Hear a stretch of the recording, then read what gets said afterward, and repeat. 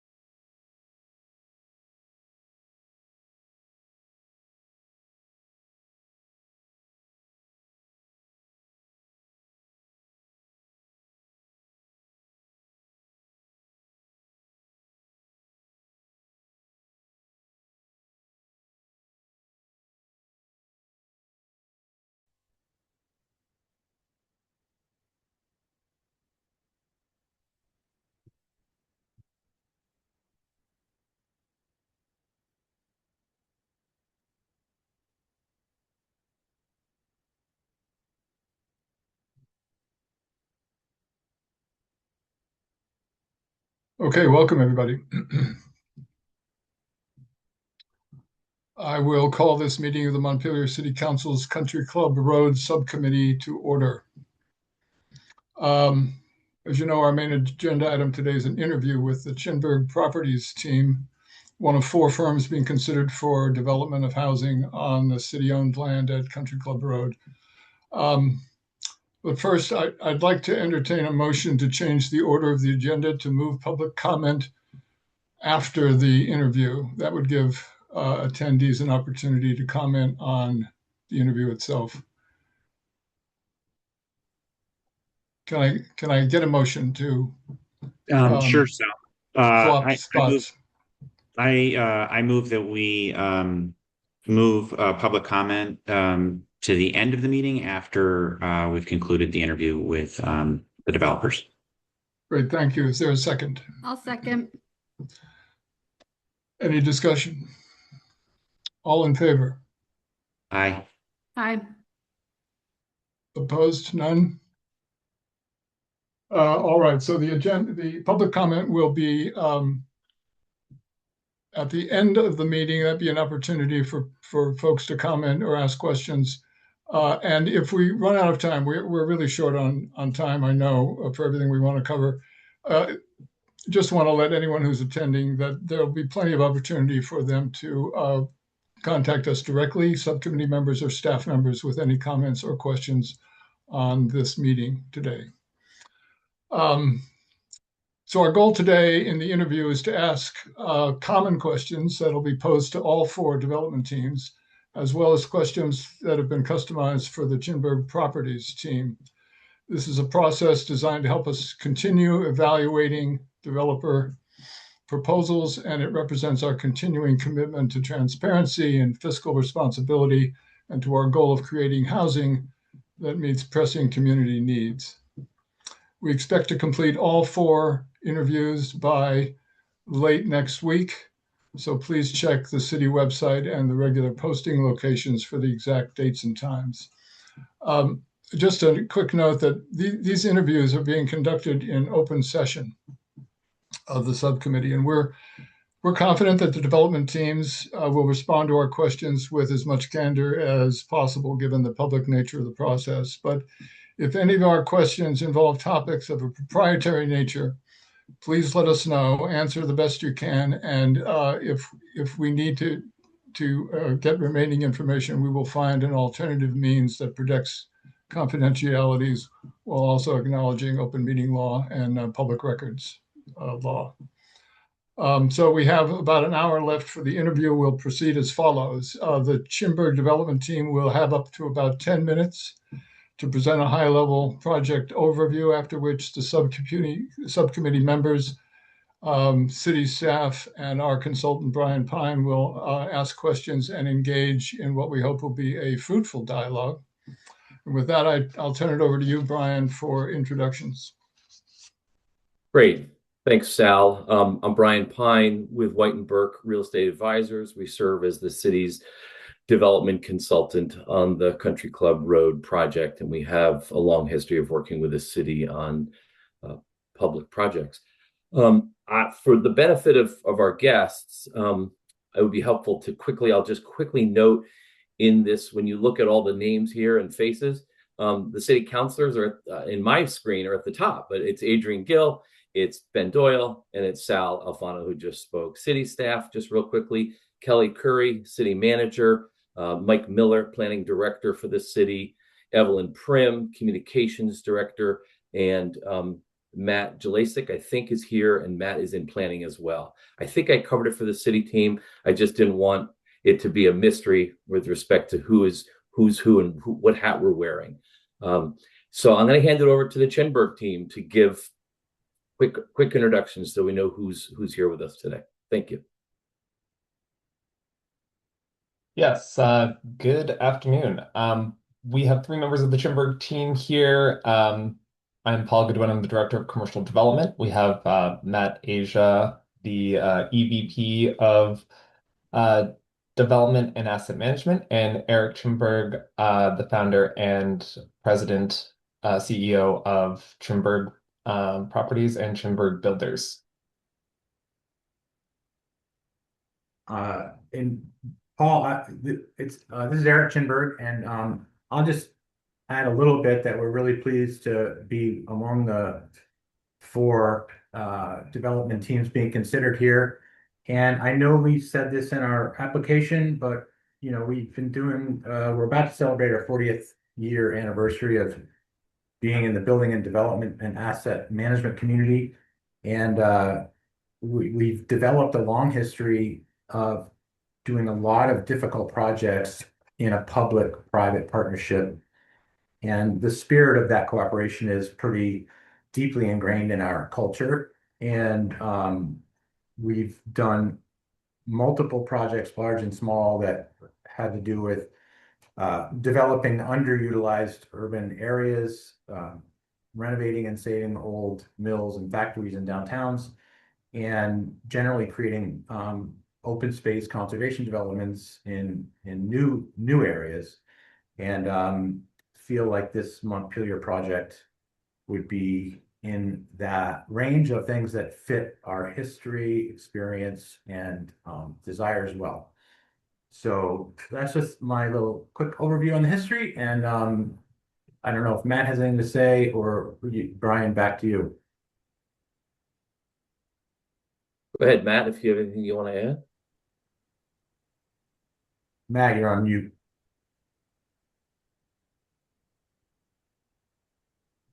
Can anybody else hear Matt? I cannot. Hey, No. Matt. He looks. Microphone. Yeah. I think Matt's audio is having some difficulties. Ah, Well, Sal, I'm going to ask you while we're in this little window here. Is this the time we want to switch over though to the development team giving a quick overview of their project? Yes, if they've prepared something, this would be a great time to Great, start. take it away, Chinburg team. Sure. So I can share my screen here. Let's see if I can get this shared. Are folks able to see my screen? There we go. Yes. Looks good, Paul. That's gone away. Thank you. All right. Get this all rolled up here. I'm sorry. Technical difficulties. There we go.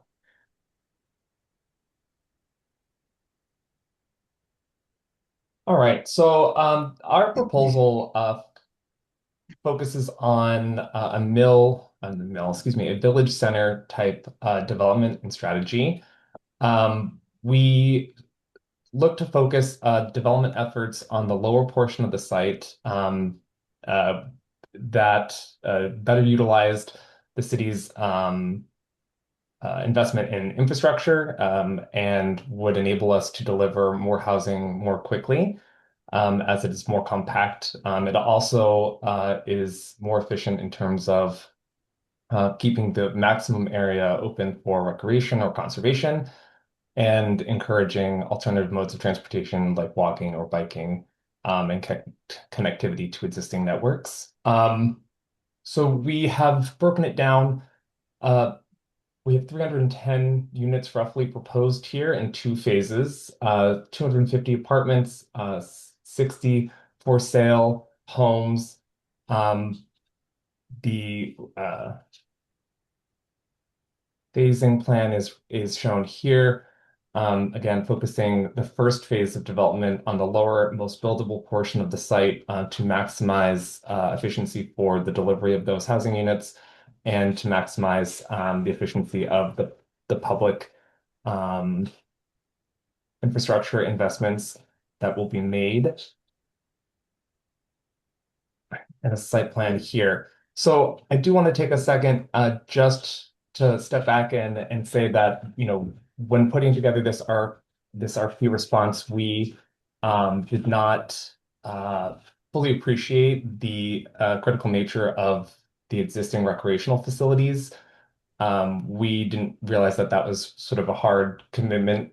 We thought it was more of a recommendation, and we proceeded with this proposal, really trying to hit, the balance of the city's goals in terms of housing and sort of compactness, I suppose. But I just want to say that, the team is very open to alternative site plans, to reworking this plan to to accommodate existing recreational facilities and to better align the program to the community's needs. But this was our first pass at it, and a proposal that we thought met those objectives. I would call it a couple of things here. We are retaining or proposing to retain the existing childcare facility here, in contextualizing that with an adjacent play space and a sense of arrival up here. This is very diagrammatic. Obviously, this landscaping is not resolved in any way, but we would anticipate, coming up Country Club Road here and having a landing park or quad here with benches and amenities that would support pickup and drop off of children at this facility as well as recreation space. We have a central public green, which is also, utilizing some of the site's topography for stormwater management.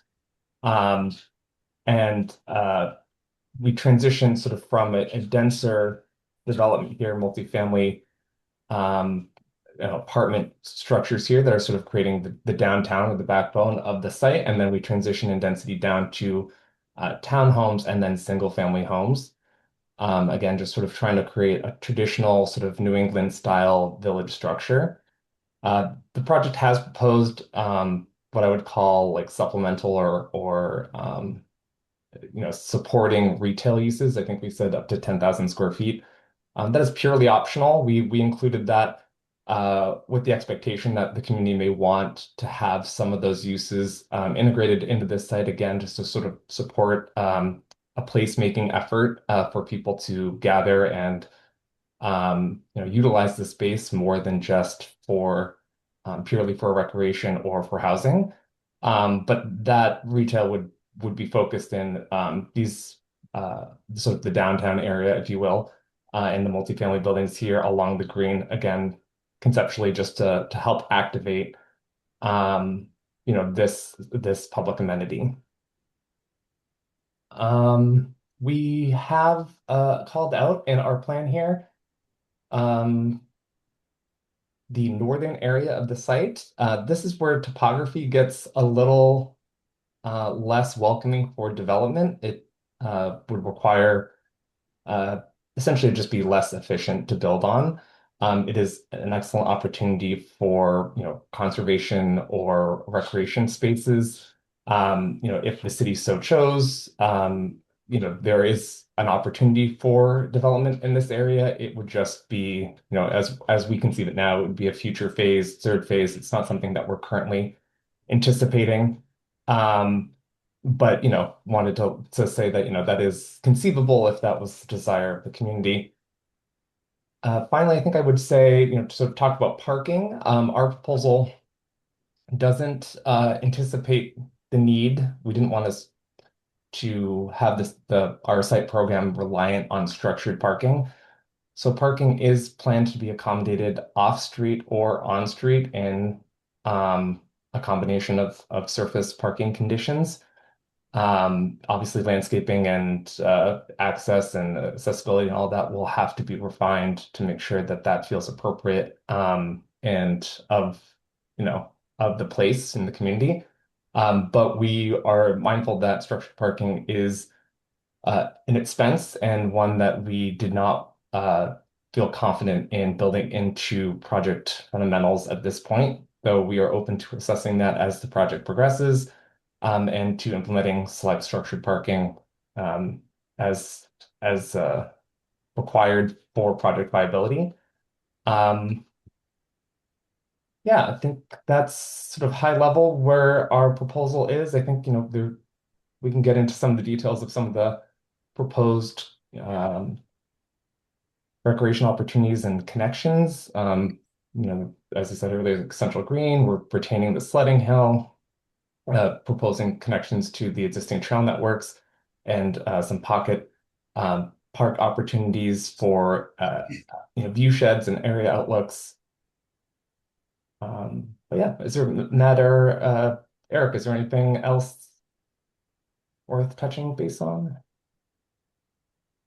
I just want to test my microphone. Is that better? Yeah, that's better. That's working now. The only thing I would add is that I'm a fan of trying to get structured parking to work in this pro forma, and we've done a little looking at the topography and do think it's viable.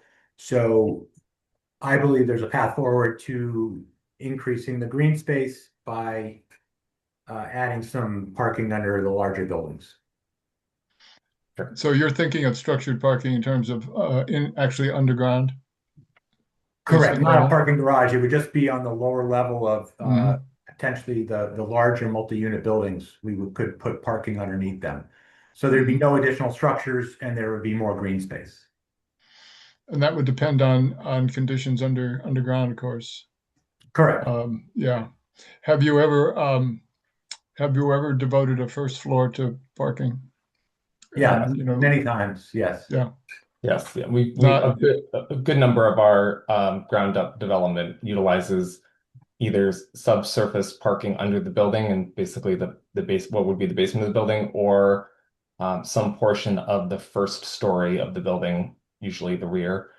Um, so that is an option we have in our back pocket. Just to show our renderings here, this is the two multifamily buildings in the central green. That perspective is being taken from right here, looking north. We have our townhouse view here. That view is being taken from right here, looking down this section of road at the townhomes. And then we have a single family product type here. And those homes are the ones illustrated in this street right here.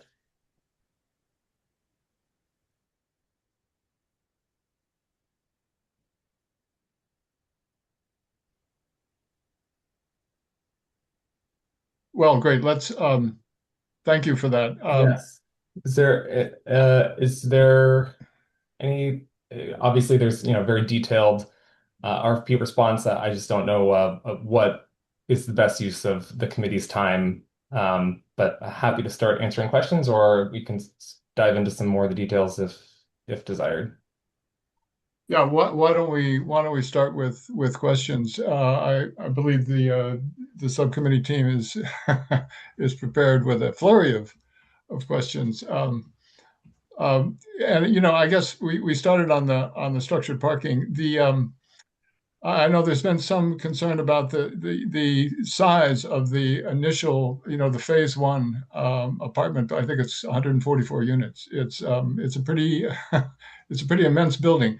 Would you talk a little bit about why that is, particularly given that there are others of the same height, but that are smaller in length? I mean, this is a very large building.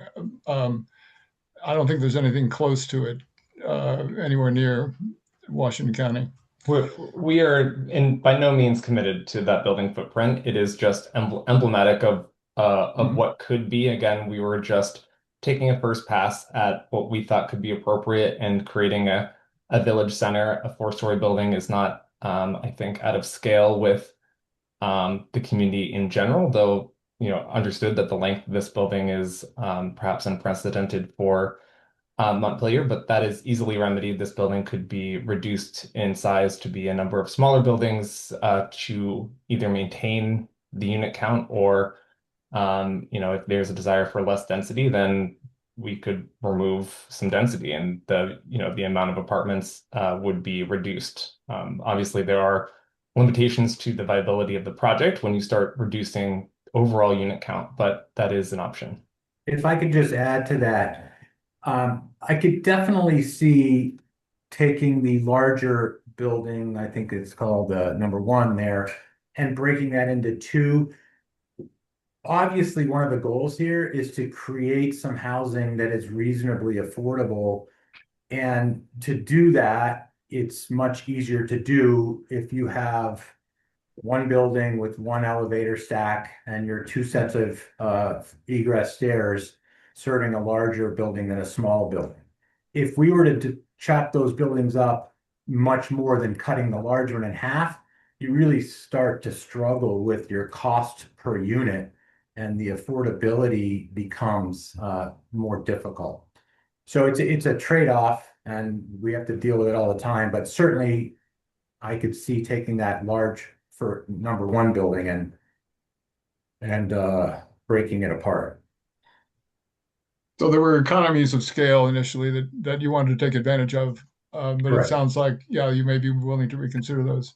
Yeah, Yeah, absolutely. And just to walk you through the site plan a little bit more granularity with this, we're showing three different multifamily building typologies here. We have this larger building, which, as Eric said, is uh, more efficient. There's less facade materials, less internal circulation per unit. Elevated building, um, easier to sort of capture if you have resident amenities like a club room or a fitness center.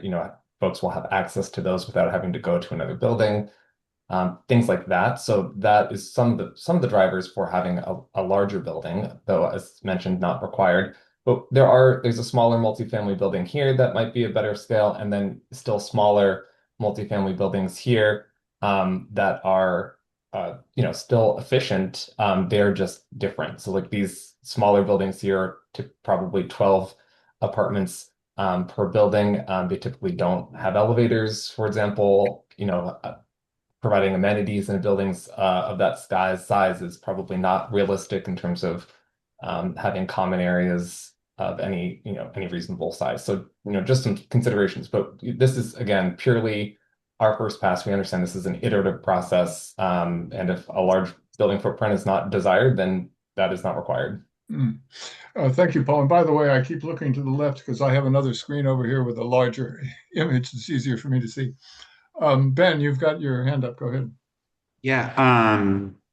First, I just want to say thanks for making time for this. And I really actually appreciate that right off the get-go that you're recognizing iterative process and the opportunity to partner and making sure that our visions are aligned for the site. So I just really appreciate that. In addition to like the idea of, reconfiguring that large multifamily building, I'm also wondering about the flexibility in terms of the types of units that are there. If I'm reading this correctly, right, we're thinking overall a total mix of 250 apartment units, right? 40% studios, 40% one bedrooms. And I'm just wondering, like, what are the market assumptions that you're basing that unit count on? And is there additional flexibility to think about having more multi-bedroom units? If I could address that, Ben, certainly we're open to what the community desires there. We've done a lot of work with communities in New Hampshire and Maine on trying to to stem this crisis of reasonably affordable apartments. Obviously, the smaller the apartment, the easier it is to afford. And we've found that a lot of the need for apartments is your recent college graduate or your divorcee or your empty nester. And we found in communities like Montpelier and other New England towns, there is reasonable opportunity for homeownership and in larger units. So we're open to it.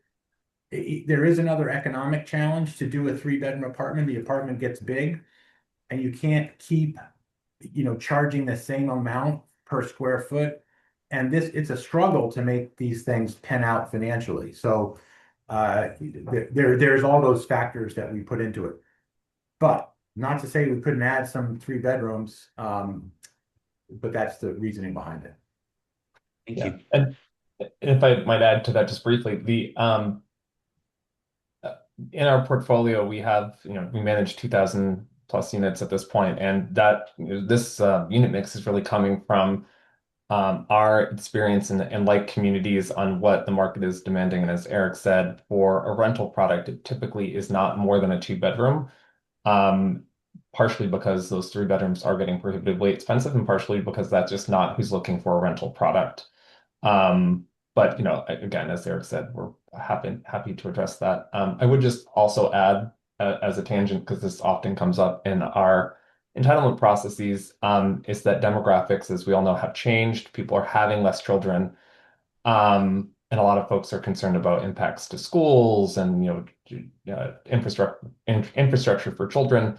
And this rental properties just typically are not child dense. There are very few children, households with school-age children that move into rental properties in our region, and so very low impact in that regard.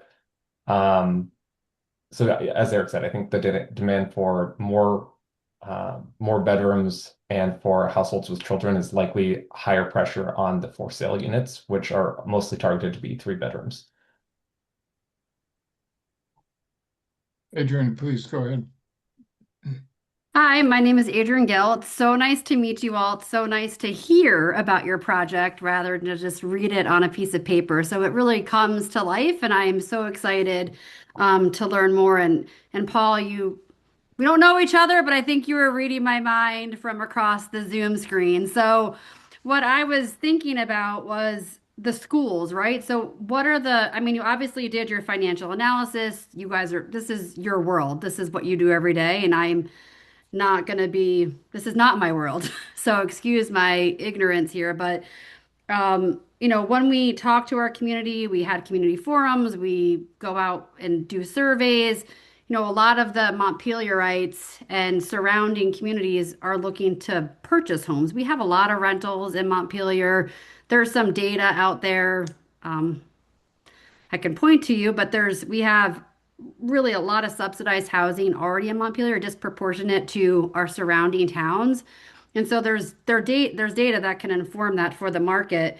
And I think for our schools, I know we want to intentionally have people purchase homes so that we can then increase our student enrollment. And as you said, the rentals just don't do that. So what are the opportunities to reimagine and rethink of having not so many rental units, but not even such huge homes, but maybe like 2 bedroom homes? I mean, some of these homes are over 2,000 square feet, which I live in an 1,800 square foot home, and it's fine for a family of 4 here in Montpelier. That is, quote unquote, somewhat affordable. I bought my house 10 years ago, which now it's very, very expensive. But based on your design and your proposals, how flexible are you to just even think about lowering the number of rentals, having smaller homes in your design so that we can really try to intentionally attract families so that we can have those kids in our schools and have more of that neighborhood setting? Adrian, I'd love to, who's Yeah, sorry. go for it. Love to speak to that. I would happily modify this concept. Those smaller multi-units that we show there, those are going to be very hard to make work because you're building a standalone building for only 12 apartments. And if that could end up being, either townhouses that are 2 bedroom townhouses that could be 1,400 square feet, very, very open to that concept, and smaller homes. We're doing a pilot project in Charlestown, New Hampshire right now, where we're trying to build homes that are 1,400 square feet and sell them for less than $500,000. And I know that sounds crazy because it's a lot per square foot, but it's a huge challenge. And we just started the marketing, and maybe we don't know yet if people are going to pay 500 grand for a 1,400 square foot house, but we're doing this as a passion project. That's a break-even sale price, and we'll see if it works. But I love the idea. Eric, while we're on that topic, have you considered or worked with modular construction? Factory built modules. We have in terms of like townhouses, that sort of thing. We've done panelized construction in the past, and it generally didn't save money, but it saved a little time. We had a special little team in our single family group that was trying so hard to build these Charlestown houses for that price that we beat up full modular versus stick built, and it was still less expensive stick built. It was surprising to me, but we have really fresh data on that. Yeah, and I can speak to that a little bit. I have done at scale modular building, and I will reaffirm what Eric just said. It is not more cost effective. It is more time efficient if you have a well-coordinated team And there aren't pandemics or things that get in the way of the supply chain. And it is more, I think as noted in some of the public comments, it is more efficient from a waste stream perspective because it's being built in a controlled environment. But it's not more cost effective. So just it's something we can consider, but it's not probably not a tool in the toolbox to make the project more viable. Yeah, thank you. Go ahead, Ben. Yeah, thanks. Maybe if we could just continue with the construction theme for a second. One of the things that I noticed in the kind of financial analysis that was prepared, we had an independent kind of financial analysis done of all the proposals, was that the square footage cost, both for the single family and the multifamily unit, were considerably less expensive in your proposal, which was nice to see. But I'm curious if you could talk a little bit more about, particularly because it doesn't appear that you've done a ton of work in Vermont. And I'm just curious about like your relationships with construction firms, who you work with and how you kind of manage that square footage cost to make it as competitive as it appears to be in the proposal. I can start on the response. We are vertically integrated, so we have our own construction company. And that company is building 100 houses a year and probably 400 apartments a year, but I own it. And so when I go into a project like this, I'm not the developer at the whim of a builder doing change orders. So we're very efficient in that regard. And Paul will come into my office and he'll say, oh, the builder needs to charge more for this. And I'm like, well, Paul, the developer's not going to pay that because it's basically two hands in the same group. We keep each other honest, but it's all under the same ownership. So we own a property in Bennington, Vermont, and we've done some projects there. But we have the head of our construction team, Rob Nunez, who's the president of the building company, has vast experience in Massachusetts and New Hampshire and with Suffolk and Nauset, and we're very good at finding great subcontractors in the area that we're doing work. We're working up in Lewiston, Maine right now, and we've developed a great relationship with local subcontractors and vendors. And we know how to speak the language, and the people that we're working with in these places far from our headquarters are grateful for the work, and we've established great teams. Great. Thank you.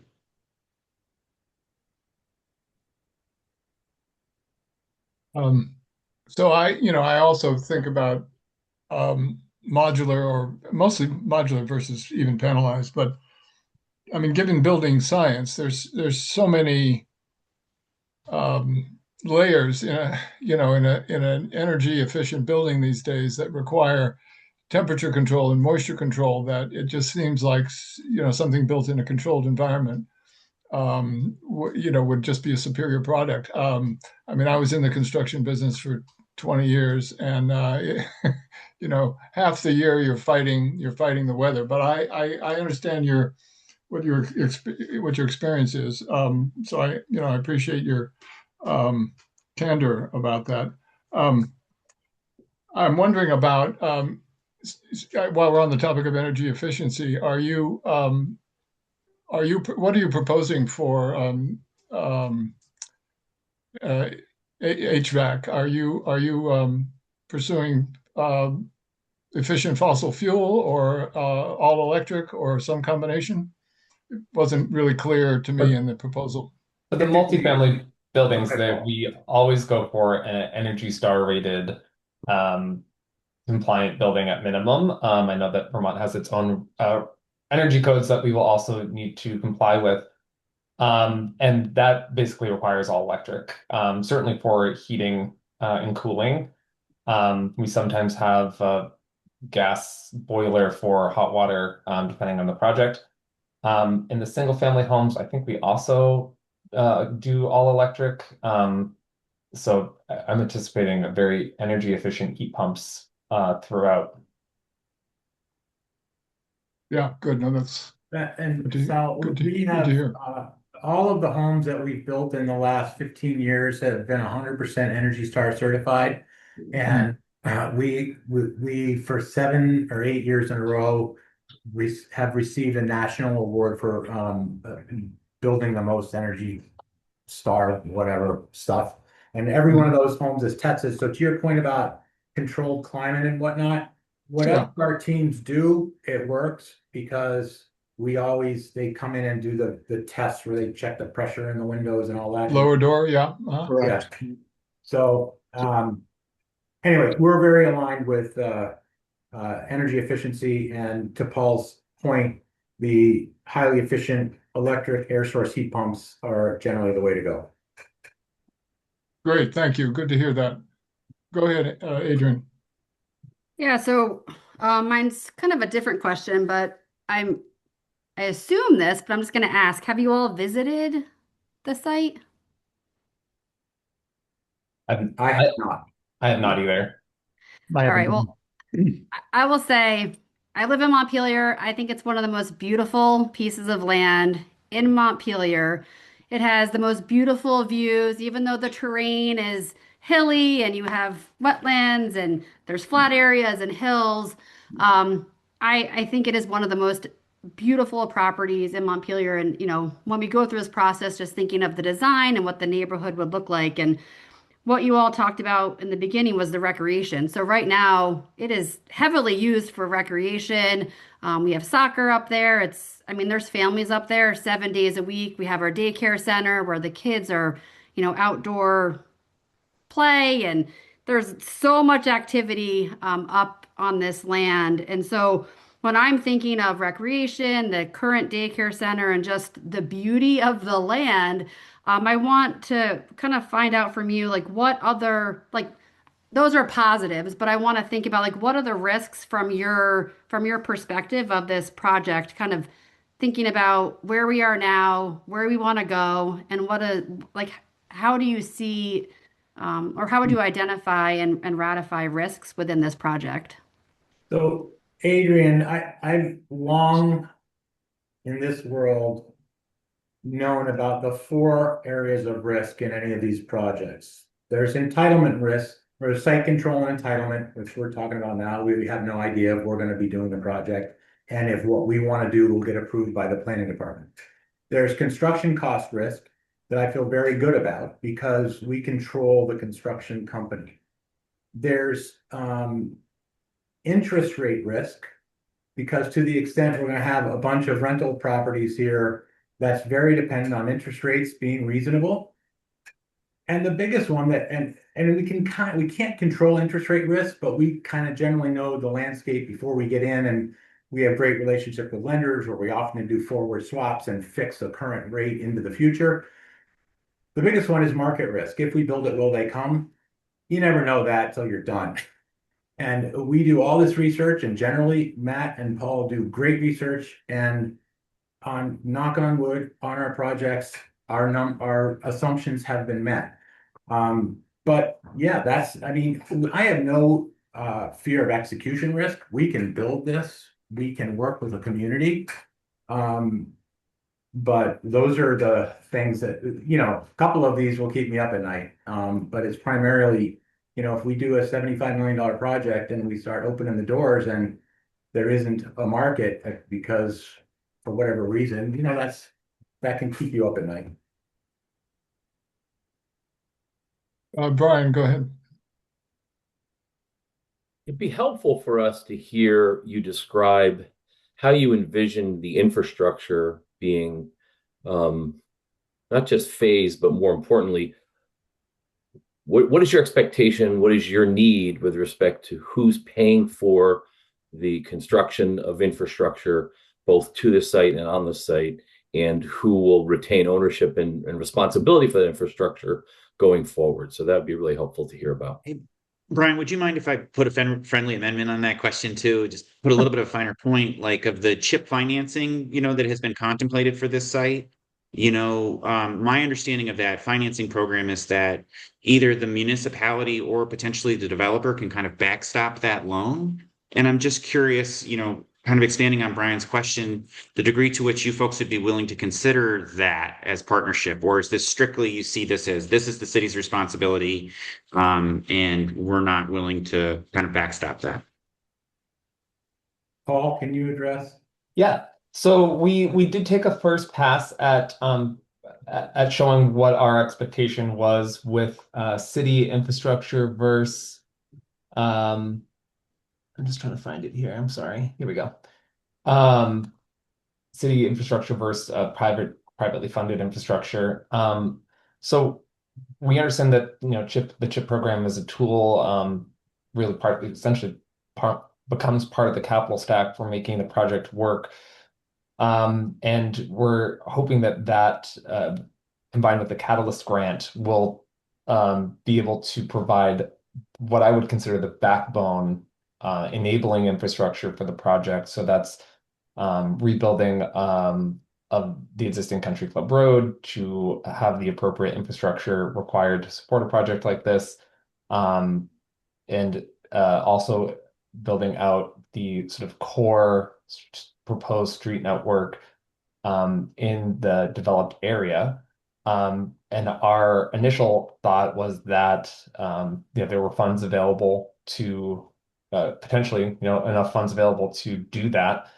And that sort of secondary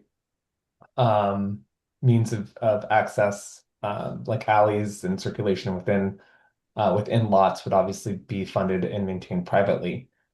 I think we would be, we understand that the CHIP program requires our participation and that this is a partnership. And I think we're open to, taking on some of those responsibilities as we refine the proposal and, the associated costs to whatever configuration of streets is, established. Because obviously this is very conceptual, so it's really hard to put a fine number on, we're going to need X amount of infrastructure support because, we don't have a site plan that the city is, greenlighting yet, right? So it's a little chicken and egg in terms of exactly figuring out what the need will be until we have a site plan that is tight. I hope that answers your question. Hey, It Paul, does. Thank you. Paul, Yeah. just looking at the schematic on the screen right now, is our assumption that the roads shown that are green would be done by the municipality and purple would be us, or is that not? That's right. Yes. So on the graphic here, we've got the Country Club Road, the existing access road here that goes off page here down to the main road, and that we're anticipating that would likely be covered by the Catalyst grant program, improvements to that section of the infrastructure, and then the green roadways here would be CHIP eligible areas, and then purple would be purely privately funded.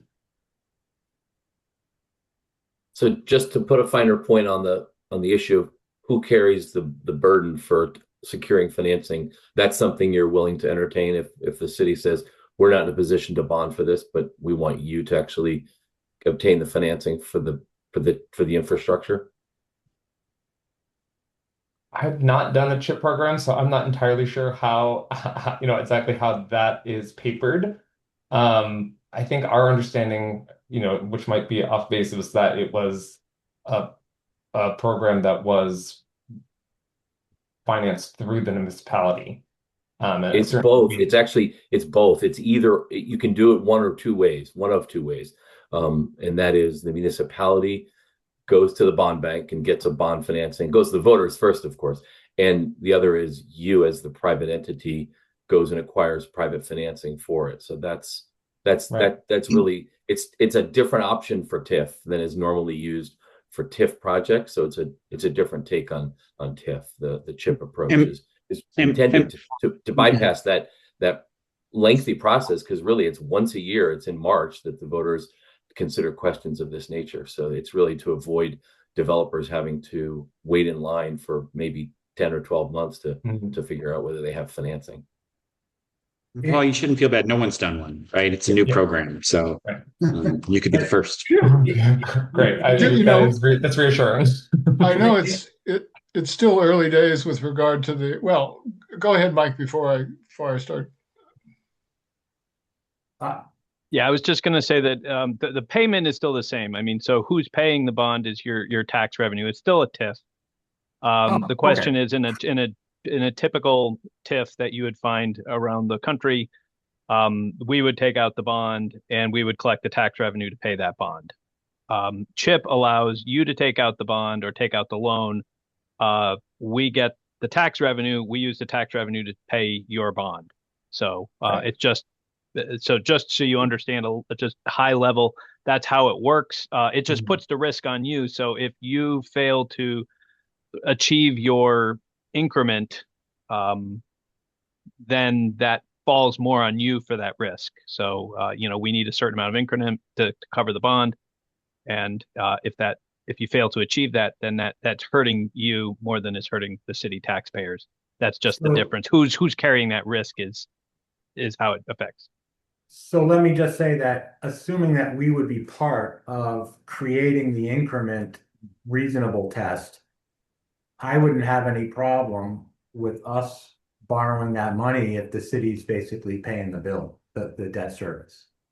And I understand the risk if we don't get to the increment, but if we're part of just determining what that is and what it's necessary in order to pay the debt service, then if we thought that was a reasonable risk, then that's certainly something we could talk about. So while we're on the subject, I know it's still early days, but in terms of the phasing of the project and the city infrastructure, the green roads, Paul, in your diagram, would you start construction on phase one in all areas at once, or I think there's like a 2-year period there from the time you start to complete that phase, or I'm not sure what the timetable is, and I'm sure it's going to change. But what I'm getting at is, would the city need to install all of that infrastructure for phase one, or how much of that infrastructure would need to be installed for phase one?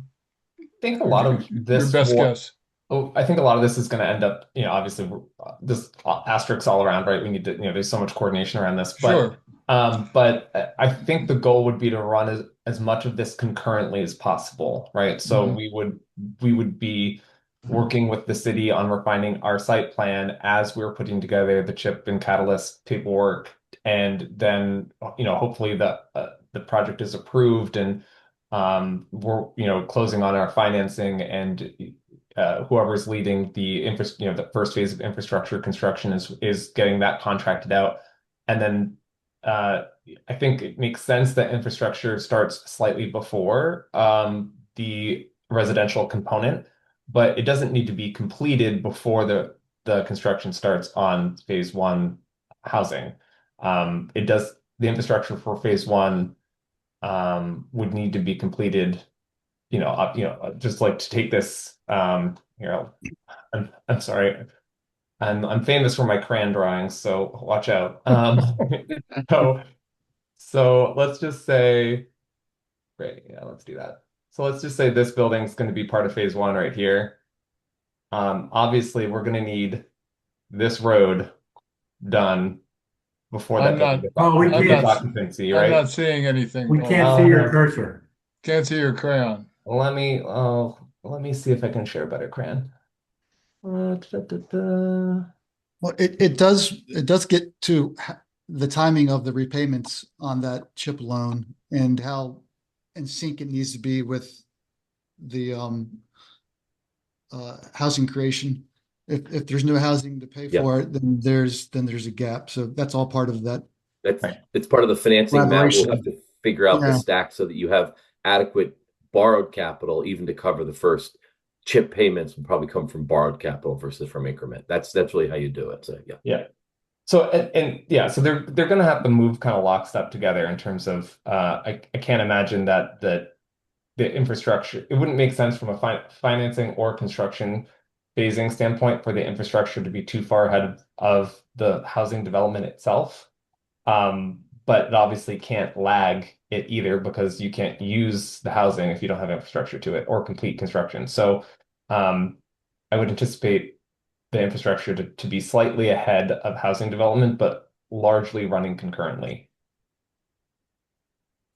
Okay. And what Paul just showed there, if, you know, regardless of how we figure out how to split up that big building, it doesn't take a lot of infrastructure to get to that first multi-unit phase. And that's going to be a big bang for the TIF increment buck and would help everything else. Yeah, that's kind of why I was asking, Eric. I appreciate that. Yeah.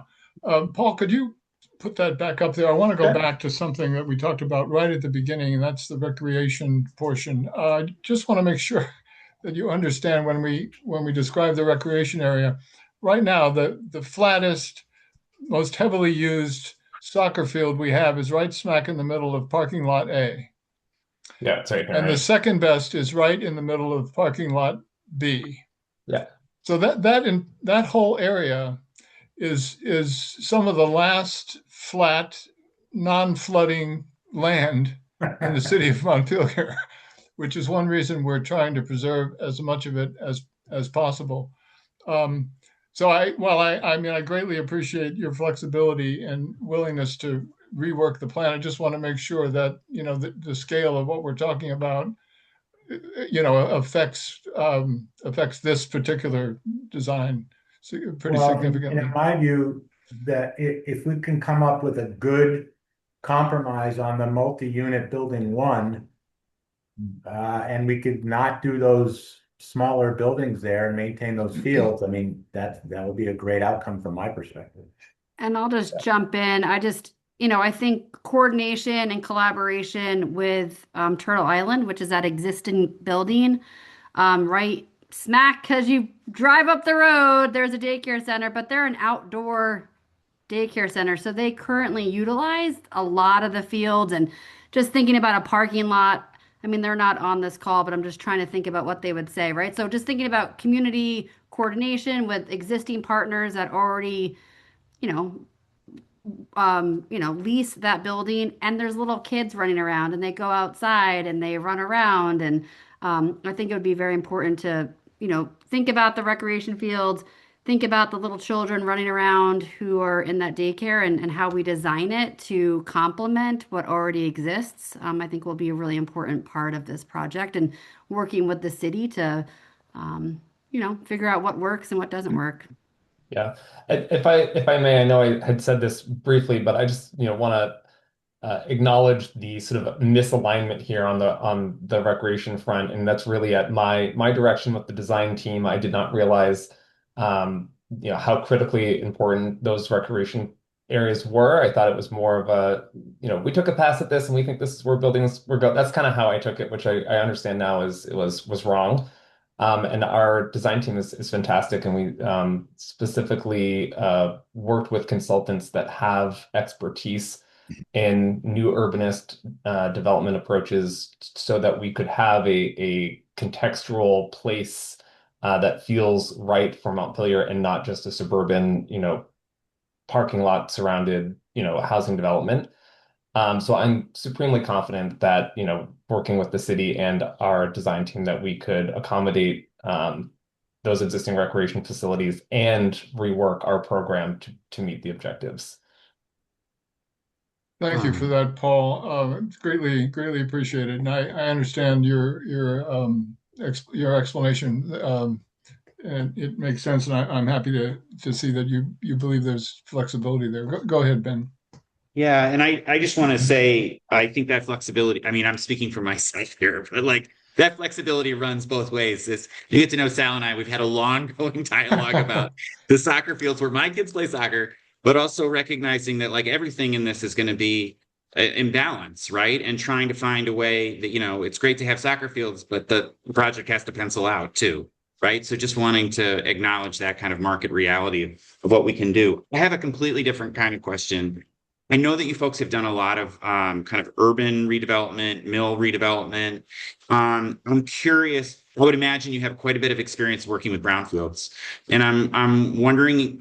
There has been a phase 1 done on this site, a phase 2 done on this site. I'm sure you've looked at the environmental materials. There's still additional testing to be done. There's not a corrective action plan in place.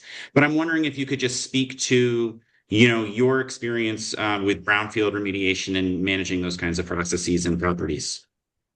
Matt, do you want to do that one? Sure. Yeah, we had our environmental consultant look at the phase one that was completed. We know it's a golf course. We know there was pesticides used. So not surprisingly, that's what the phase one says. It's the first 2 feet of material have those pesticides in them. And that includes the topsoil, the loam. So 2 options are to find a way to reuse that material on site. Typically, a soil management plan will allow you to do that.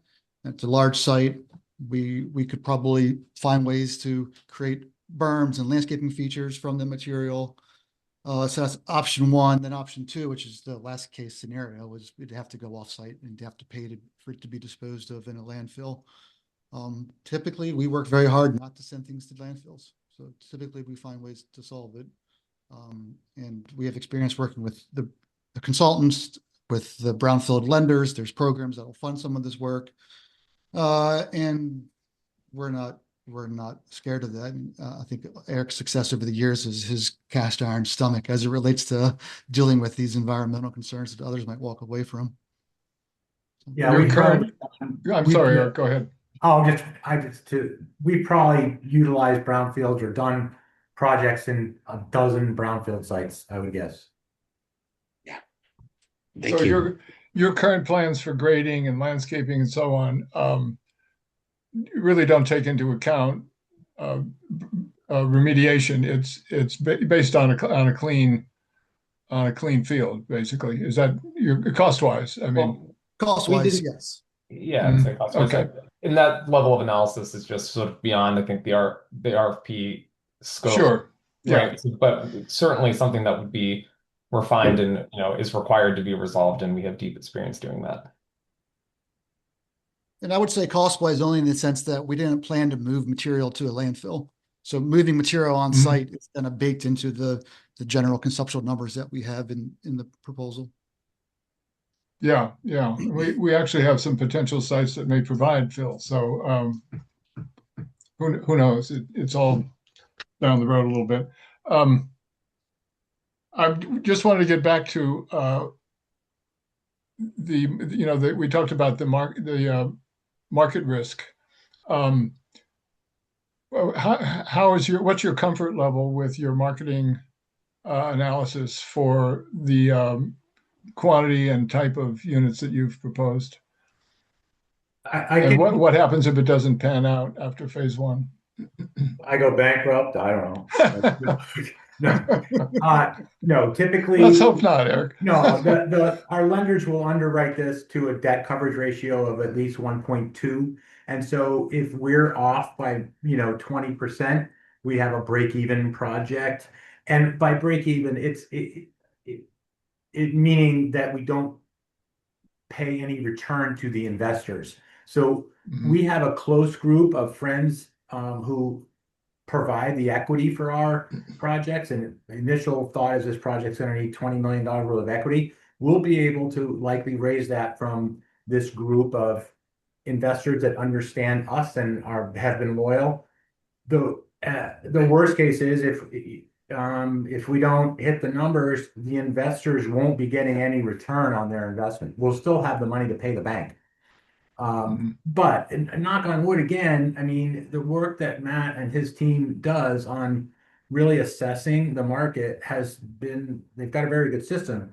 We've done a bunch of work in markets that are the way we look at, say, Montpelier's relationship to Burlington. They're 40 minutes apart or whatever it is. Burlington rents are higher than Montpelier rents. So what we're doing is we're projecting, okay, we think that we would have rents that would be commensurate with your Montpelier market. And we've done that, say, when we went to Saco, Maine, and it was it was downtrodden. You guys aren't downtrodden, but we had to make assumptions. Can we get within 20% of Portland rents? Because it's a half hour away. And, you know, we're doing a project in Lewiston, Maine right now, which is in fairly tough economic straits. It's 40 minutes from Portland. And Matt will say, okay, if Portland rent is 1,000, we can maybe count on 840. So we apply these discounts. And what we typically do is, you know, often I don't know, you know, whether people are moving into Montpelier now or whether more people would want to come in if there was really great housing, even if they work in Burlington. So that's how we sort of assess it. We compare it to other markets and then we push it forward the 3 years it would take and assume rents would be going up 2% a year. We plug those numbers in and see if it works. If I may add to that, I think part of the it's very difficult in a place like Montpelier to have a traditional market study. You know, if you're working in Boston, there are dozens of new housing projects that can tell you about rents and absorption and how things are being demanded. There's a lot more robust information about job growth and all this sort of things that there's a ecosystem of consultants to provide that data. It's not quite as the data points are just thinner, frankly, in places like Montpelier and where we work, like Lewiston, Maine is a similar scenario, Claremont, New Hampshire, Franklin, New Hampshire, places that we've done projects recently. And one of the things that we rely on and believe in is that these communities, despite sort of traditional market analysis, have a lot of pent-up demand for new housing. Not just more housing, even though there is absolutely demand for more housing as household sizes decrease and as the economies grow, but there's a lot of these communities just haven't had meaningful new housing development in a long time, and giving people an option to have a low maintenance, energy efficient, ADA accessible. These things just don't exist in the existing housing stock, and there is pent up demand for that is really hard to quantify, but in reality has made a lot of our projects very successful. Great, thank you, Paul. Go ahead, Brian. Sal, I just wanted to give a little warning that if you preserve 10 minutes for public comment, we're at 1 o'clock, just after 1. So just wanted to call that out. I noticed that. Thank you. Yep. And I'll explain to anyone who wants to know later, what's debt coverage ratio really mean? I think we'll cover that later. And then market studies. Banks require these market studies and they're cookie cutter studies. They're not that useful for what we're talking about here. We have a different approach we're working with as a firm. We're working with a group that does much more in-depth market studies. And I'll talk to Paul and Matt and Eric offline if you're interested in that market study approach. So that's it. Cool. Well, I have one last question, I guess, before we get to public comment. And Adrian and Ben, if you've got something else we can squeeze in, let me know. But I'm wondering about the traffic study. In your answer to some of our written questions, you said you had no worries at all about needing or at least no plans for a second access point for this development. What's that judgment based on? Past experience. I mean, we have projects of similar magnitude with one entry. I think just experientially as people in the world, a big box store like a Walmart has higher traffic demands than this entire development will, and those places often only have one access point. Certainly, this will need to be validated and refined, but I wouldn't anticipate for a project of this scale to need more than one access point. If it is, that said, if it, again, iterative process, if the community desires for connectivity reasons or circulation reasons, multiple means of access, then we are open to that. It's just, an infrastructure investment that we did not think was likely required. Okay, thank you. Thank you, Paul. Last chance for questions, Ben. Yeah, Sal, actually, I just wanted to open it up to Mike if he had any kind of additional questions. Mike, just want to make sure you had the opportunity to ask if you have any. No, I think you guys did a great job of covering it. A lot of the questions I was going to have were answered, and I think love to see some iterative models, other ideas to kind of flesh out what you had been giving as ideas, Paul, of how you could refine the drawing. So I'd be interested in the future, and we'll talk among the subcommittee as to what we want to ask for. But that would be my only, but it's not something for today. And as far as one more comment on the market study, my 29-year-old daughter is a Vermonter and lives in Waterbury, so I'll stick her and her friends and understand really what's available there. Get the inside story. Yeah. Exactly. Yes, there it is. Well, thank you. I greatly appreciate your time. We have about 10 minutes left. I'm going to open it up for public comment. Mr. Whitaker. Yes, my name's Steve Whitaker, and I'm concerned that, and I'm glad that Ben raised the issue of the brownfield, that this process has skipped the planning that was supposed to come first. Vermont statute assigns master planning responsibility to the Planning Commission with mandatory public participation. Whitenburg's own 2023 deliverable was explicit in describing a phase 2 master planning process. RFP development was a tier 3 task to follow environmental assessment, community working groups, and housing needs assessment. None of those prerequisites were completed. The Planning Commission was sidelined. The working groups were never convened. 27 months after the flood, the city jumped straight to developer selection. The public statutory right to shape this decision was bypassed, and under the city charter, approximately 300 registered voter signatures can force a legally binding article onto the city meeting warning requiring voter approval before any land disposition.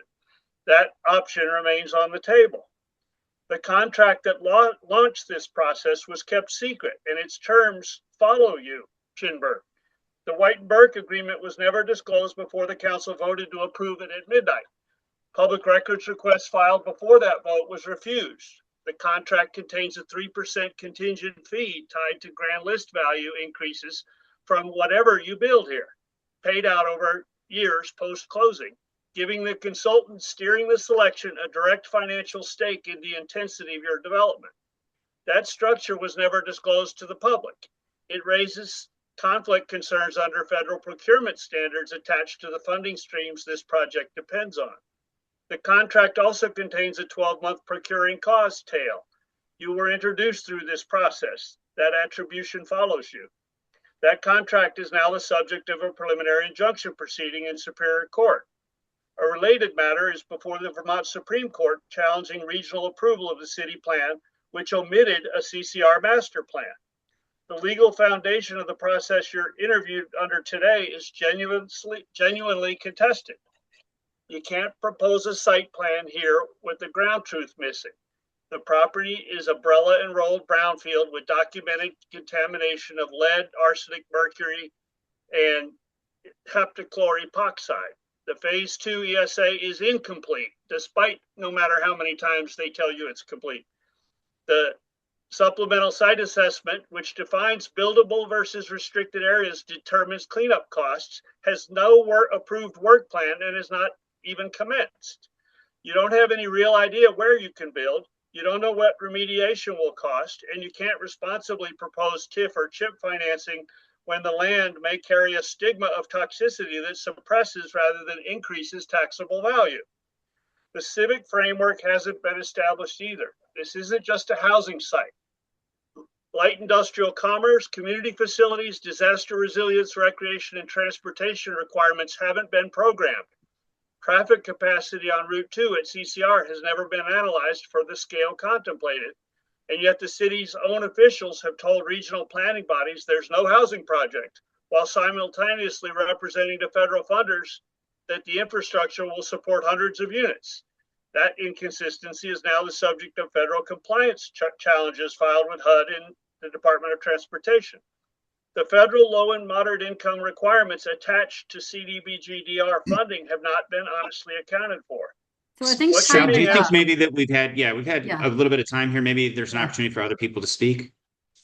I'm almost finished, Brandon. Just hold your jets. I think the What you're alarm being went asked off. to propose is a site plan without environmental clearance, a finance structure without a known tax base, a housing program without a civic framework, and a transaction whose legal authorization is under active judicial challenge. I'm not here to stop housing in Montpelier. I'm here to promote honest governance and accountability. And because a developer who proceeds under these conditions is not building on solid ground. Thank you. Sal, you're on mute. Thank you, Steve. Would any other member of the public care to make a comment? Okay, well, thank you. Again, I greatly appreciate the time of the Chinburg team. It was great to see you in person. If we have some follow-up questions, as you can imagine, we didn't quite get to everything we hoped we would, but we appreciate your willingness to help us with maybe written answers to a couple more questions when you get back. Thanks again. Is there anything else, Ben? Go ahead. Yeah, no, just real quickly, I just want to say thank you for the thoughtful conversation and the thought that you put into the proposal. I think it was like really heartening to hear about your experience, and you're willing to be flexible and collaborative with the city. And, I just want to say, however this works out, like, deeply appreciate you folks believing in our community enough to submit a proposal like this, and just really appreciated your work and your answers. So thanks for that. Yeah, very much agree. Well, thank you guys. It's been a pleasure connecting with you all, and we'll keep our ears and eyes open for any follow-up questions. And with that, I guess I'll let you guys have a easy afternoon. Right. Enjoy the rest of your day. Thank you very much. Thanks, guys. If there's nothing else, I believe we will adjourn. We're adjourned at 1:11. Thank you. Thank you.